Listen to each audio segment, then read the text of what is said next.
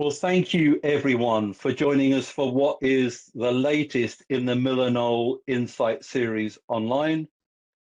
If you don't know MillerKnoll, we're a family of companies and we manufacture products for places where people learn, heal, live, and today focusing on the subject of work as well.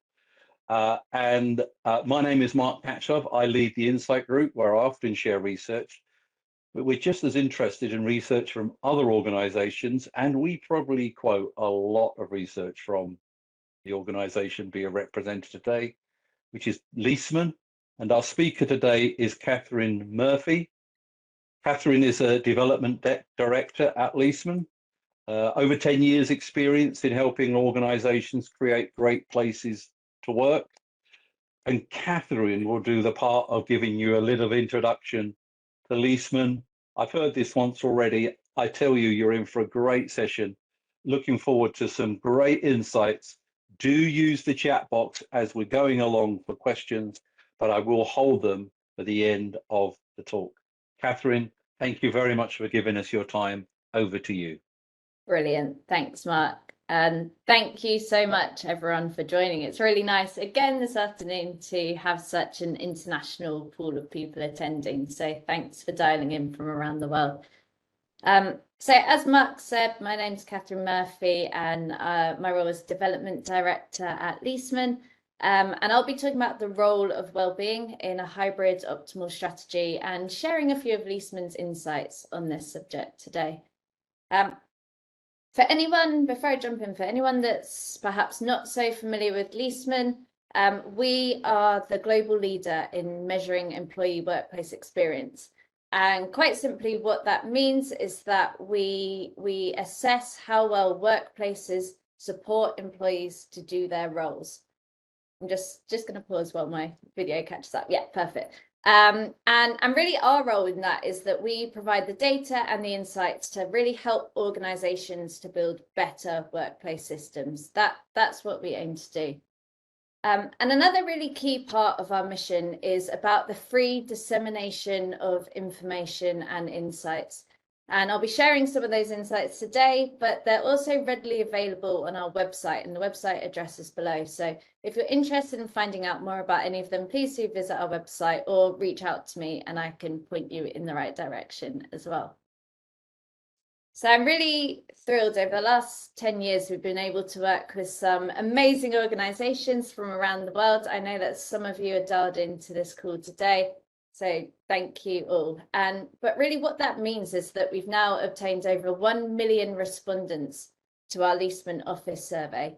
And what that gives us is the richest pool of data, benchmark data available in the world around employee experience. And we can continually analyze that and continually mine that and uncover insights about what drives great employee experience. And so what I'll be doing today is I'll be really headlining first a few of the key findings from the last 10 years, but specifically looking at actually what they mean in today's world, which is ever changing, and also what they mean in the context of well-being as well, which is a really interesting subject. So one such example of that research that we've done is this here. So on the right-hand side, what you can see is 21 activities that we ask about in the survey. And these are activities that people can do in the workplace. So for example, plan meetings, reading, etc. On the left-hand side, you can see different corporate outcomes. So my workplace enables me to work productively. It has an impact on workplace culture, etc. And through our research, what we've been able to do is statistically map which activities contribute the most to different corporate outcomes. So if you know that your goal of the workplace is for it to be a place where people come and say that they can work productively, we know that there's certain activities in the workplace that you need to prioritize and focus on creating an outstanding experience around to make you more likely to achieve that goal. Same if your goal is workplace culture or pride, there's certain activities to really hone in on and focus on prioritizing. But what we also found in the research is that actually overall, there's certain activities and certain features which matter much more when it comes to how people judge the spaces that you provide for them. So these are the 5 activities you can see here. And if you hone in and really support those well, create outstanding experiences around these, people are more likely to perceive their overall workplace experience as being better. But if you value engineer these out of projects or mess up on these, it's likely to have a detrimental knock-on impact on people's workplace experience across the board. And these are what we call the sentiment superdrivers. And there's a whole piece of research around this on our website if you're interested in finding out more. But you can see these here. So they're individual focus work desk-based, and I'll talk more about that later. Also learning from others, planned meetings, relaxing, taking a break, which again, I'll talk more about, and thinking, creative thinking. So really, these are the key drivers of workplace experience overall. So just to summarize that, there are 13 statistically proven superdrivers that are the key things statistically that contribute to workplace experience. There's 5 activities and 8 features as well.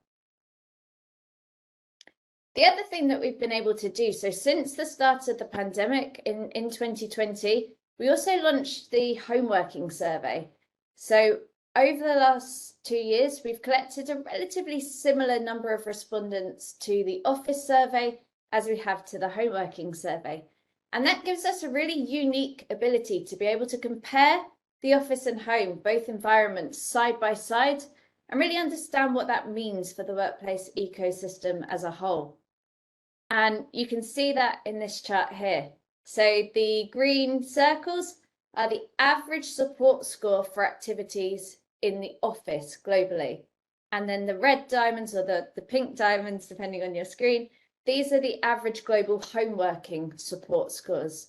And I think the key thing that everyone should be able to see here is that actually 17 out of the 21 activities, so everything here where it says better at home, are better supported in the average home versus the average office. And also 4 of the 5 superdrivers are better supported in the average home than the average office. So homes on average are supporting 80% of the critical things that people do at work better than if they were to do those things in the workplace. And clearly that's a key challenge for workplace leaders and workplaces around the world. But the other thing that we can do is we can then start to thematically categorize the types of activities. And I don't know if anyone has watched or read our purposeful presence research, but I'm not going to dwell on it too much. But in a nutshell, what it says is that if you give people choice to decide where they work, freedom over where they work, they will choose to do activities in the settings that best support those activities. And what we can see here at the top is connection. So anything related to connection, learning from others, social interaction, hosting visitors, these are things that benefit from having people around. And these are things that the office is typically a lot better at than home, and people miss out on these things at home. So things relating to connection are likely to be drawing people back into the workplace. However, what you can see at the bottom is this bucket is relating to acoustic privacy. So private conversations, confidential discussions, even telephone conversations. And if you have an organization where you have lots of people who do those things in their role, perhaps they do lots of confidential discussions, and you want those people to come into the workplace and perhaps be performing those activities in open plan environments, you need to think really, really carefully about the infrastructure you're providing for those people, because they would be likely to have a better experience at home. So I think that's kind of a key conundrum in terms of understanding your employees and their needs and their environments at home. But what we can see in the middle is the battleground. So this is the area where actually outstanding workplaces are likely to perform these things, or you're likely to be able to do these things better than if you're at home. Whereas average workplaces, you're not. You're probably likely to be better off at home doing these activities. And this is where employees are likely to really think about what they're doing and think about the environments available to them and make decisions based on that. So for example, in the middle here, you can see planned meetings. And if I'm thinking about my day and I've got a planned meeting to do, and I know that my office has an abundance of meeting rooms, it has excellent technology, I might just decide to come into that office and plan that meeting there. But if it's a workplace where there's not meeting rooms or it doesn't have the equipment I need, etc., I might just decide to stay at home and plan that meeting from home. So this is really the deciding factor that differentiates outstanding workplaces from average workplaces and what people think about when they decide where to work. But I'm just going to focus a little bit on connection, because this is something that we've seen that average offices are excellent at. And this is really, really positive because it has a huge, strong correlation with well-being. So if people agree that their workplace contributes to a sense of community and they agree that it supports social interaction, they're 58% and 34% more likely to say that the design of the workplace supports my well-being. Now, this is brilliant in terms of supporting people's well-being and creating exceptional places. This is something that typically workplaces are really, really strong at, and it is a really positive outcome of the role of the office in the future. However, the challenge is that well-being is multifaceted. It's not just as straightforward as connection. And there's another really key component of well-being, and that is relaxing, taking a break. We know from research that actually being able to step away, decompress, do something different, take a break, particularly in stressful roles, but generally in roles overall, is a key component of well-being. And actually, from a diversity and inclusion perspective, this is something that we see as more important to people with neurodiverse profiles, mental health difficulties, disabilities, and they perceive it to be less supported in the workplace. But generally overall as well, looking at the global population, we see that being able to take a break is something that is typically much better supported at home versus the average office. And we've seen an 18% difference in the support. So while connection has a really positive impact on well-being, and that's really well supported in the average workplace, being able to take a break typically is much better supported at home. So that's a challenge that workplaces will need to think about in the future relating to well-being. Another key finding from the last 10 years is that dissatisfaction with noise levels kills productivity. Noise levels is a super driver, and it is the one thing that has the highest impact on whether the people perceive their individual productivity and their collective productivity to be supported in the workplace. And we've seen a really interesting trend over the last 10 years. So if you look at the graph here, you can see the importance with noise levels since 2013. And you can see that it's fallen slightly to 68%. There's a number of reasons why this might be. Maybe people's tolerance has increased because they perceive the workplace as being more of a hub for connection, socialization, etc. Or maybe they're just choosing to do more of those noise-intensive activities that require quietness and acoustic privacy at home. But we've seen a very slight decrease in the importance, but it is still important to 68% of people. And at the same time, we've seen a marginal increase in satisfaction with noise levels. But when importance is 68%, so it's important to nearly 70% of people, and only 36% of them are satisfied, clearly that's a challenge that workplaces really need to think about in terms of productivity. But there's another key interesting insight on noise levels, and that is the impact on well-being as well as productivity. So here you can see two statements relating to well-being. You can see the design of the workplace helps me to maintain the energy levels I need to do my job well. And you can see the design of the workplace supports my well-being. And the green circles are the scores of these things, the percentage of people that agree with these statements that are satisfied with noise levels. And the orange or red diamonds are the scores of these things for the people that are dissatisfied with noise levels. So you can see that if people are satisfied with noise levels, they are 41% more likely to agree that the design of the workplace supports their well-being. So that's a huge correlation. And I think the role of noise and the impact of that on well-being in the workplace really should not be understated. It's really important going forward, as well as connection. I think there's another really interesting thing here, which is this. So you can see that if people are dissatisfied with noise levels in the workplace, only 29% of those people are likely to agree that the workplace helps them maintain the energy levels they need to do the job. Or a better way of saying this is that 71% of those people would disagree that it helps them to maintain the energy levels they need to do the job. So having too much noise actually drains people of energy in the workplace and makes it difficult for them to do their role. I think that's a really important consideration for workplaces of the future, that impact on well-being. And I think that there's a really, probably quite something that will be familiar to people, but there's an interesting change that we've seen over the last 10 years in terms of activities.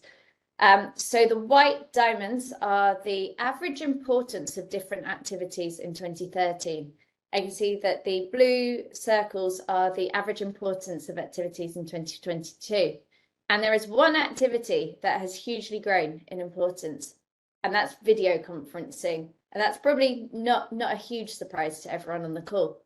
But what we've also seen over the past few years is organizations perhaps going more open plan to promote connection, to promote socializing, to break down barriers. And to some extent, that's good in the sense that it does potentially help with social interaction.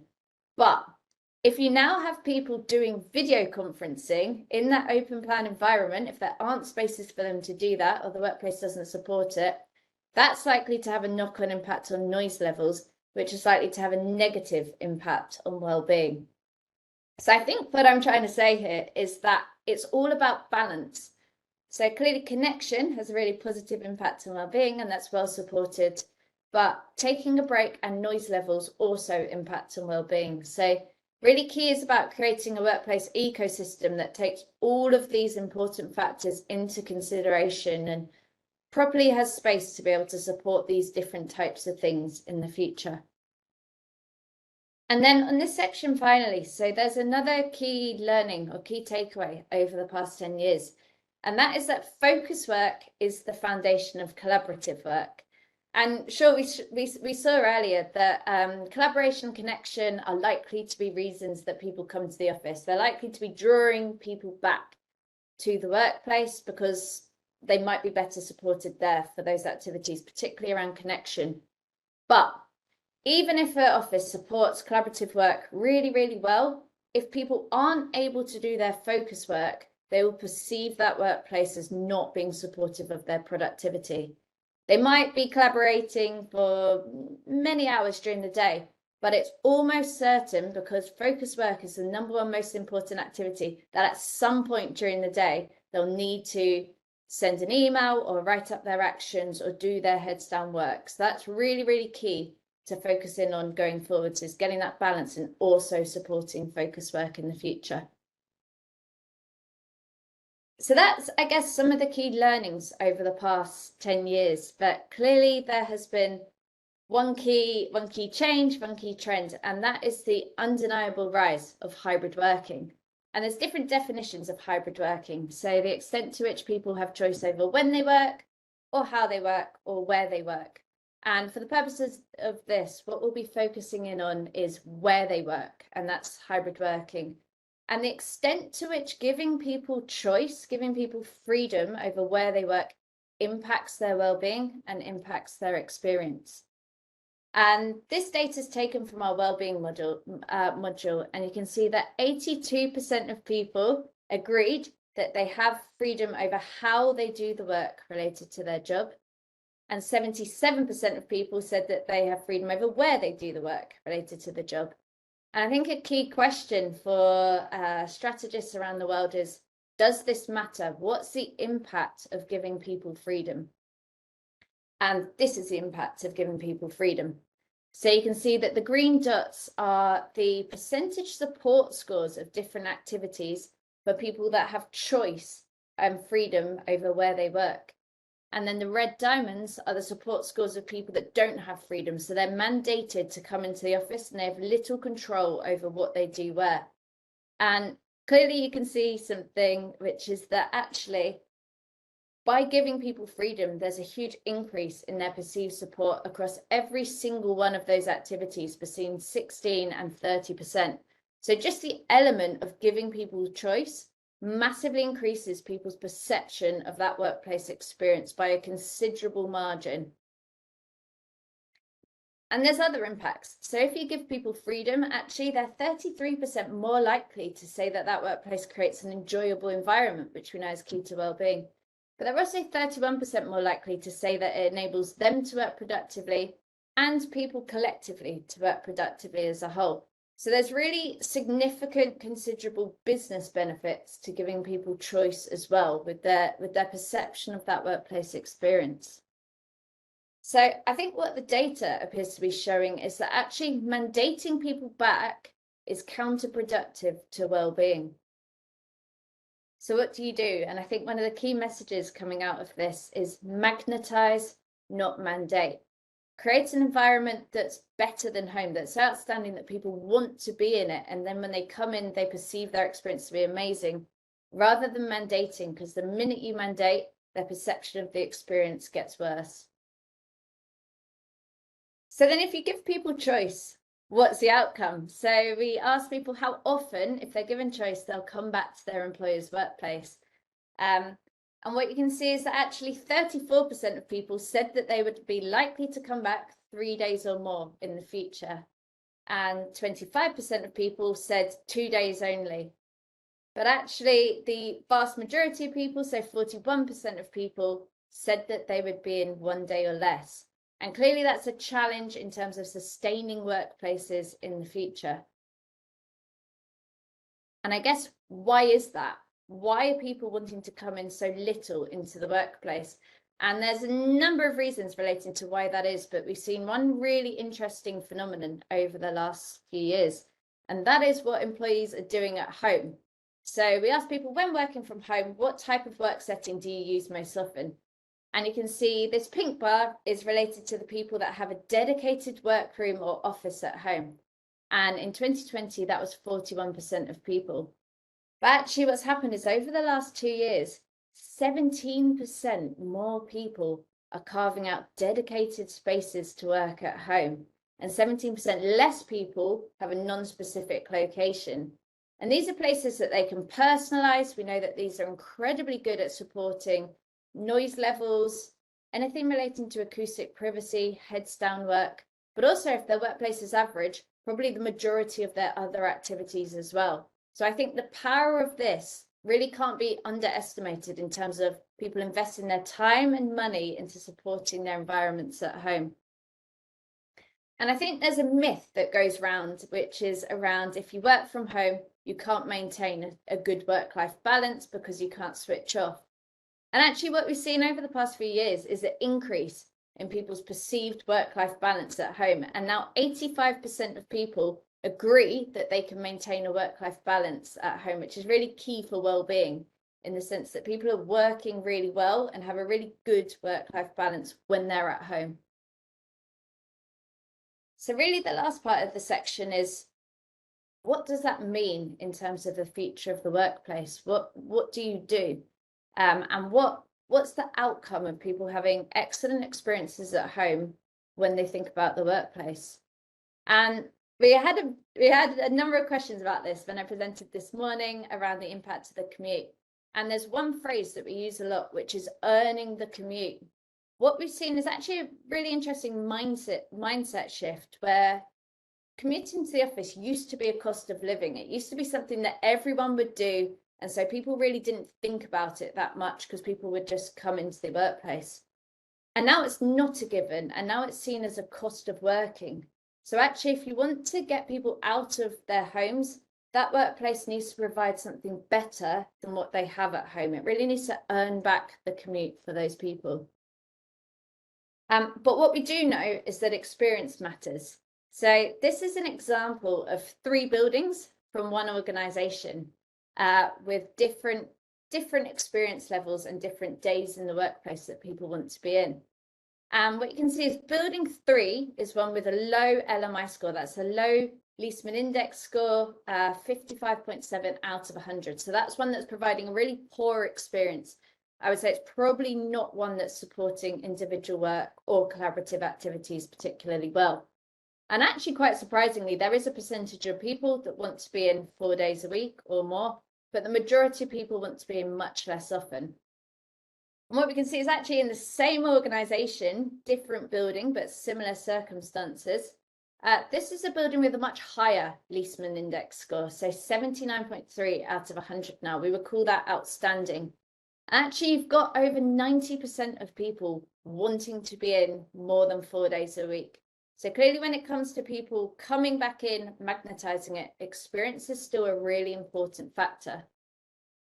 And I actually added this slide in from this morning. This is a piece of research that we've been doing for another project.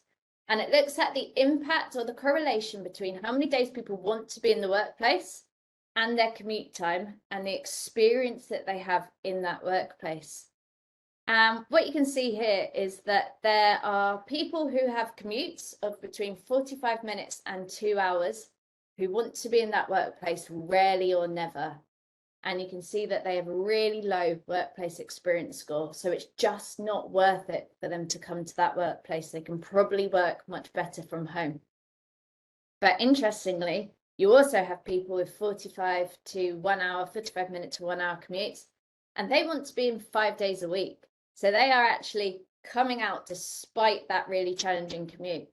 And what you can see is that those workplaces have experience scores that are much, much higher. So 84.2 and 77.6. So those amazing, outstanding workplaces are drawing people back 5 days a week, despite the fact that they have really difficult, really long commutes to get in. So this is really fascinating in the role that experience can have despite the commute. So how do you get there? How do you close the gap to outstanding? How do you become one of those really brilliant workplaces that people want to come back to? And one of the things that we've done to help organizations to answer this question is relating to the impact code.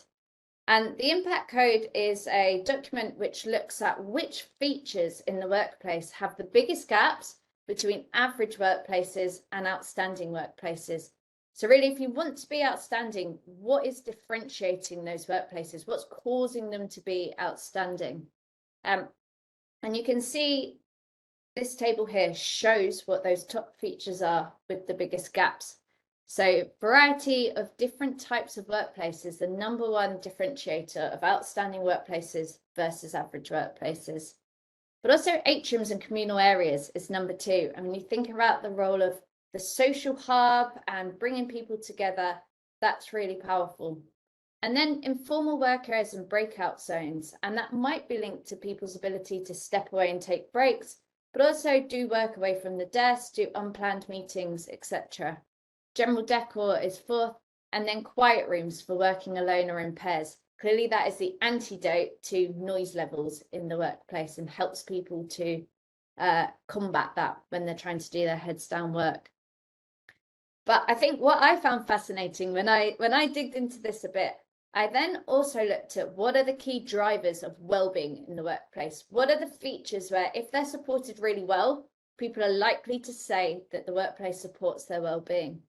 And what you can see here is actually it's 4 of the 5 features are the same. So the same top 4 features are differentiators of outstanding workplaces and key drivers of well-being. So there's 4 key features that are the biggest impact to well-being and are the differentiators of outstanding workplaces. So that's general decor, variety, atriums and communal spaces, and informal work areas and breakout zones. So that's, I guess, how the workplace can respond to that, how you can be outstanding. But then the final angle is to think about actually what's happening in the world and how are real estate leaders responding to the challenges of people not coming back to workplaces. And this is data from our real estate leaders poll that we poll real estate leaders regularly and collect their feedback. And you can see that 69% of real estate leaders said that they were intending to reduce their real estate footprint. And actually 29% of leaders were intending to make a considerable or major reduction to their workplace, clearly because there's challenges in sustaining large workplaces if people are hardly going to be in. But there's a risk associated to that, and the risk is squeezing out the spaces that impact well-being the most. If you're cutting down space, it's really important to keep those things that matter most to well-being. So the future might be less space, but it needs to be one with a much higher quality experience overall. So I realize that I've gone through a lot of topics and I've covered a lot of ground, but here's just a few summary points from me. So the first is that employees, as we saw, are building spaces in their home to brilliantly support their work. And we saw that actually 17% more people in the space of 2 years are building out dedicated workplaces at home. And now we saw that the average home supports employees better than the average office across 17 of those 21 activities and overall as well. And therefore, what we see is that employees aren't willing to come back for activities if they can do those things better at home. So earning the commute is really key. And so the result is that 40% of employees are likely to come back to the office less than 1 day a week. That's what we're seeing in the data. So what do? Well, we also saw that mandating people to come back is also likely to be counterproductive to well-being and counterproductive to experience. If you force people to come back to the office, they will perceive their experience to be worse when they get there. However, what we also know is employees will willingly come back for activities that are better supported there than in their homes. If the office can offer something more, they will come in for it. And so the key really is to magnetize, not mandate people to come back. Create a workplace so outstanding that people want to be there, as we saw in that slide around days in workplace and journey to work. So earlier on, I talked about there's a balancing act between connection, which is really key for well-being, but also noise levels, which is also really key on well-being. And a really key consideration here is about the impact of video calls in open plan environments and really creating a workplace ecosystem that supports all of these different types of activities well. I also saw that there was 4 features that are key to creating outstanding environments, but also these are the key drivers of well-being in the workplace as well. So if organizations are cutting space, consolidating space, it's really essential not to value engineer these things out of the workplace when you're consolidating. So in conclusion, as I said earlier, the future, it might well be less space, but it needs to be better space. Otherwise, employees are unlikely to come back to it at all. So that's everything for me. Thank you very much. I'm going to stop sharing now and we'll go to some questions. Great, thank you very much. Lots of positive feedback, thanking you for the data. And I know there are some people that love data, and I often say the answer's often a number, isn't it? You know, that's the reality. So some questions for you. One question is, nowadays companies tend to nudge ad hoc seating or soft seating. Not having a personal space and a desking space is a huge letdown for me. How can a compromised desking satisfaction be achieved here? And I guess that is a bit like anyone that knows Neil Usher. He kind of wrote a blog about, I'm going to stand up for the desk rather than the desk standing up for us, because there is still something about needing desks, isn't there? It's a really, this came up on our call this morning as well, and it's a really interesting conundrum, because having your own desk is something that people typically have at home, and it's something that people can typically personalize at home, and something that they can typically control at home. And one of the changes that we see, which is when many organizations move to unassigned seating and hot desking, etc., to help save space, which is clearly a key consideration in today's environment, satisfaction with the ability to personalize their workstation generally goes hugely down, but that remains important to lots of people. So there's a huge consideration around change management around that. I think it's really a challenge. Obviously, a solution is to continue to give people their own desks, but if people are only coming in 2 days a week, 1 day a week, how efficient really is that in today's environment? So I think I would always say that there can be a trade-off, and we see generally good results in organizations, even if they don't have assigned seating and their own desk, if there's plenty of variety of other spaces that they can use to do their work, and there's plenty of environments around them that brilliantly support their other activities. So yeah, it's a really interesting challenge, and I don't think there's one right answer, case by case, organization by organization, but I think definitely having other variety and other spaces to support them is really important. Thank you for that.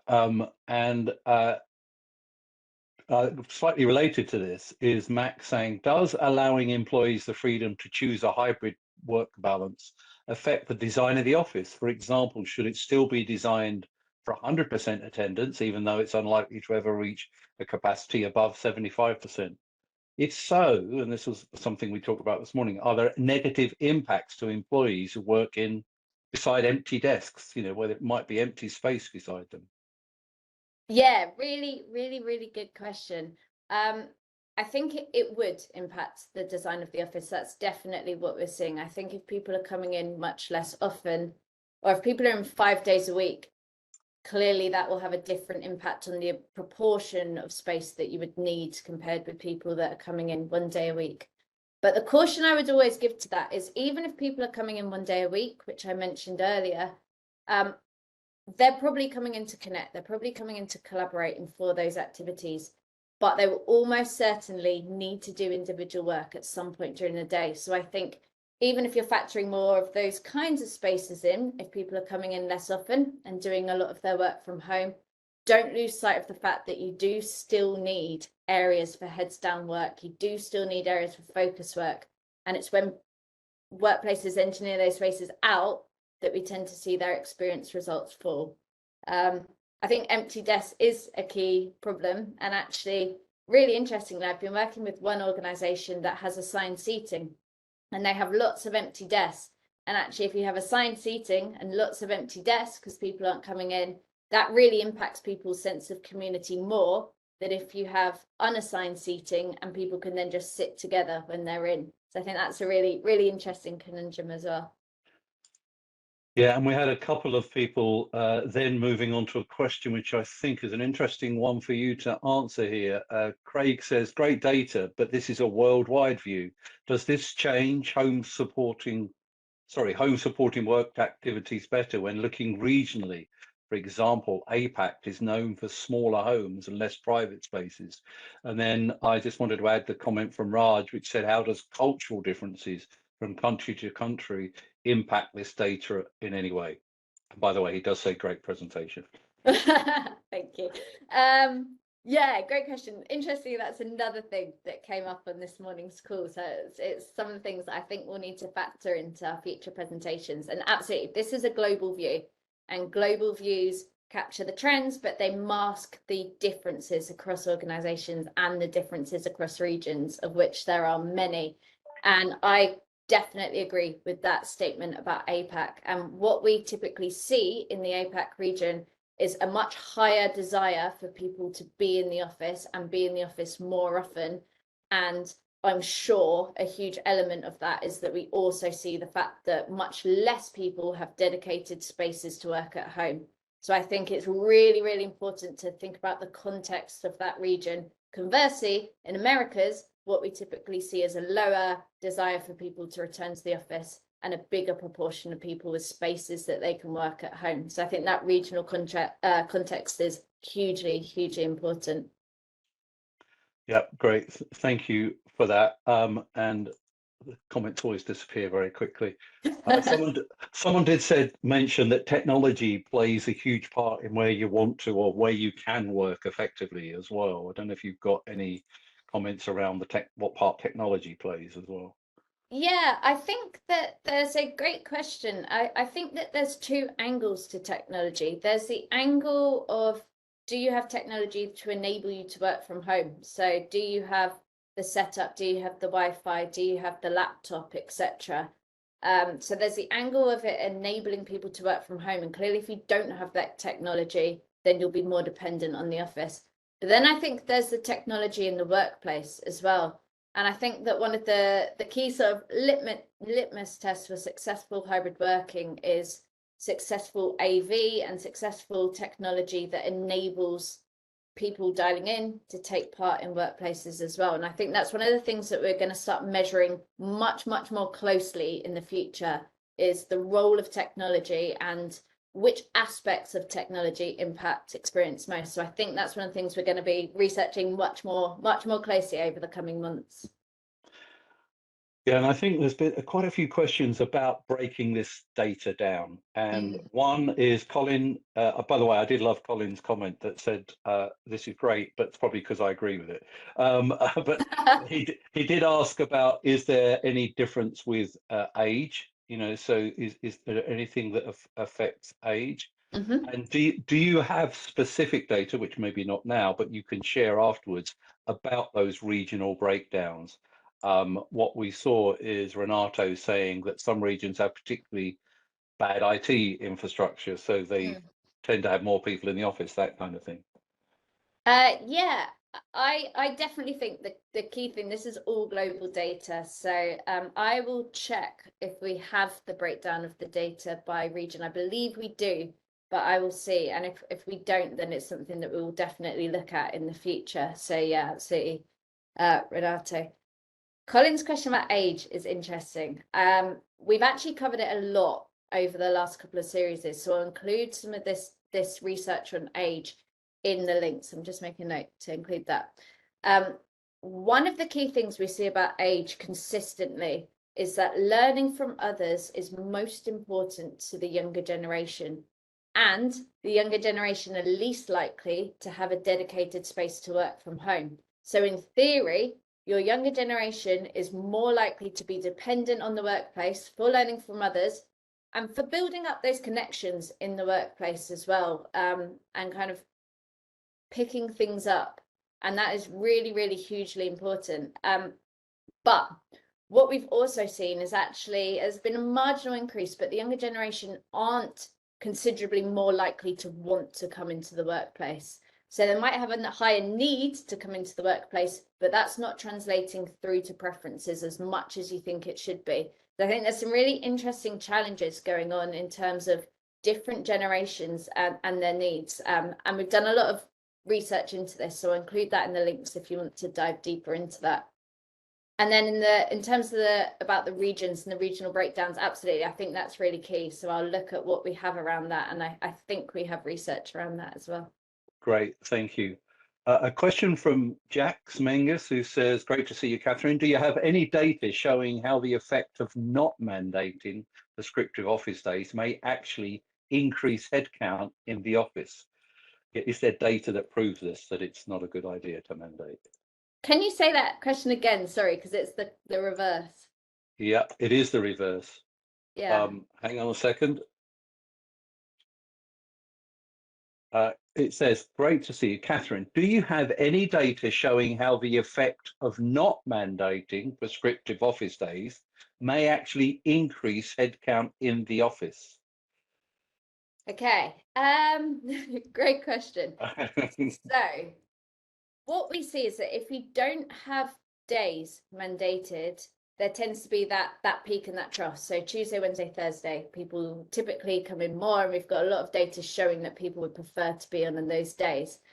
The challenge is, overall, I don't know if we have any examples. If you don't mandate, people are likely to come in more than if you were to mandate. I don't think that would be the case. I think if you were to mandate, people would come in more because they're forced to, rather than if you give people free choice, they are more inclined to stay at home. And I think that's the challenge. However, if you do mandate, clearly people will perceive their experience to be worse. So I think it's a real challenge. And we had a question this morning that was about the impact of like mandating certain days across different teams. And is it a good thing to mandate days across different teams to sort of level the playing fields on loads, etc. And what I said this morning was there's pros and cons. If you have to mandate and you mandate days across teams, you get a lot of kind of social interaction within that team. And clearly the pressure on different services is leveled.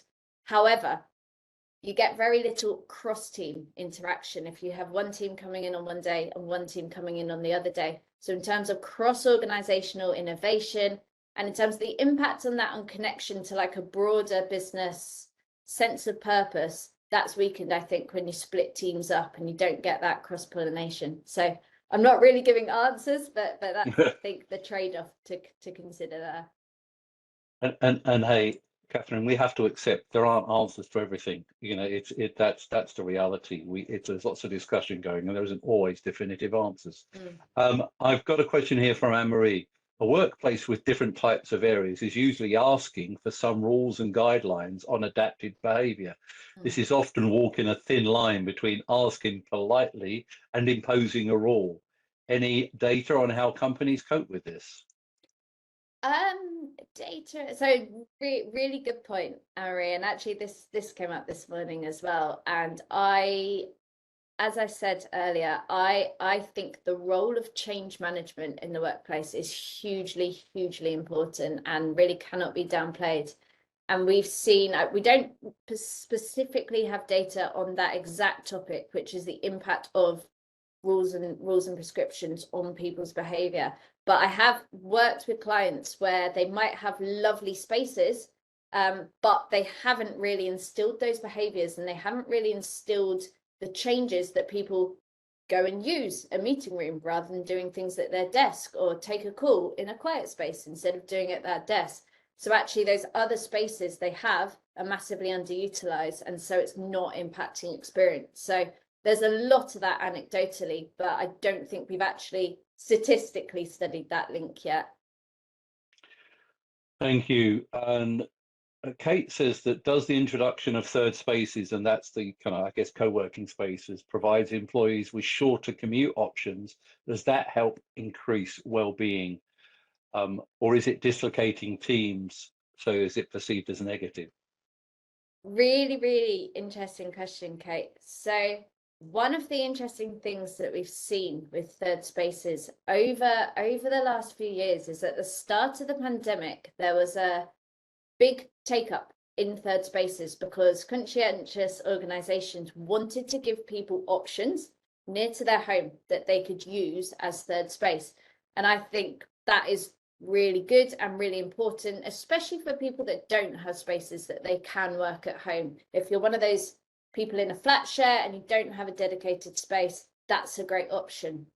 But what we've seen over the last few years is actually a decline in the take up of third spaces. Organizations are less inclined to offer third spaces to people because they're not being as used. And I wonder, I can't statistically prove this, but I wonder if it's something to do with connection. So you typically would come to the workplace to connect, and that has a great impact on your well-being because you're around your colleagues. Third spaces are good in terms of it's a place where you can work productively if you don't have a space from home. But if your other team members aren't in that third space, you're missing out on that kind of key crucial component of the workplace and that key crucial component of well-being.